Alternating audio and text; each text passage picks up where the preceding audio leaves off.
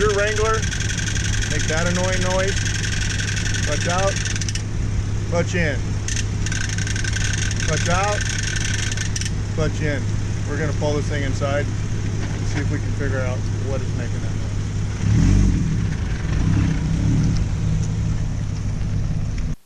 How you doing? This is Will Beatty at Centerforce Clutches. Today we would like to talk to you about the Jeep JK inherent bearing rattle.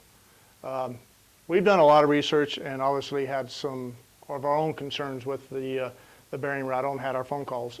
So we've been looking into it extensively to find out where is this problem coming from. And we found it.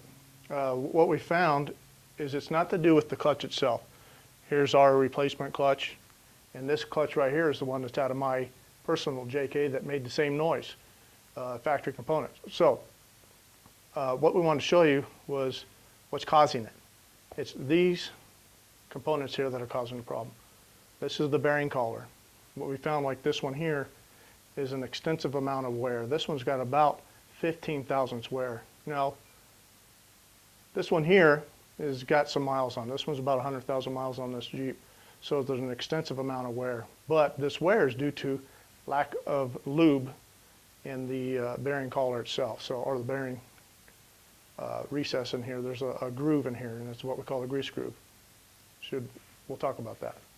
So the other problem is, over a period of time, is this fork has a point to it. And when you have pressure against that point, two hard surfaces, it eventually ends up wearing down. And so what happens is the spring tension here, it diminishes. And what happens is, you can see, and that almost sounds like the noise in the Jeep itself. Okay, what that's doing is the bearing is sitting there bouncing, okay? Because it's barely riding against the throwout bearing or the diaphragm fingers itself. And so if there's any type of inconsistency with the bearing, or the diaphragm, it's going to make this bearing rattle a little bit. And there's not a clutch in the world that doesn't have a few diaphragm fingers that are off, you know, a few thousandths. It's all it takes is it sit there and just bounce on it.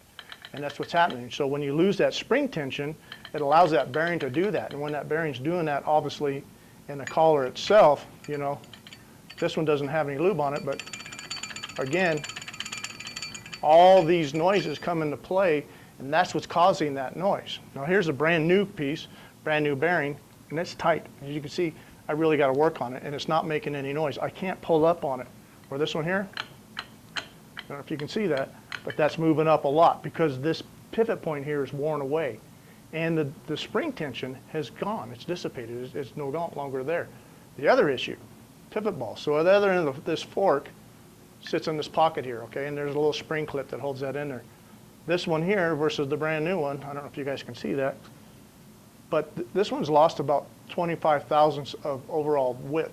So what that did is it moved the fork away and it lost even more tension. So the whole fork and assembly is sitting there rattling as this is guiding on this guide right here, okay? And this fork is sitting there going back and forth. Well, this has got rattle. This has rattle. And then when you lose all that spring tension, like this has, you want that spring tension. You want that thing to slide back and forth on this collar freely and smoothly without making any type of noise. So whenever you change your clutch out, whether it be the stock OE, our assembly, or anyone else's, this spring tension is critical. So let me show you something. That spring tension right there, you can see these springs are bent. That spring should actually be touching that part of the bearing itself. You can see the amount of gap that's there. That actually should be down. One of the problems when installing these forks is that little groove right here and trying to get this lined up. Trust me, it's a pain in the butt. Done it several times ourselves. So you're trying to do it, and what guys end up doing is they just end up flexing this out, bending this out, and then it goes on. It does go on a lot easier, but then you get the bearing loose on here. We want that tight. This spring here, you can see it is tight, and that's the way it's supposed to be. So we want it to stay that way as much as possible. So you look at the wear point on here, on this bearing here, this is cast iron, here's a piece here, and this is steel. And I don't know if you can see this, but this is actually worn down. So versus this one, this is, I believe it was 30 thousandths here, that was shorter than that one. So we've lost distance here, and we've lost distance here as far as the tension. So that's what's making this thing just rattle. Not to mention that the spring, real critical, putting this on, you know, it's almost a two-person job, but you need to line it up, okay, get those in there, and then slide it in. So I can do this one because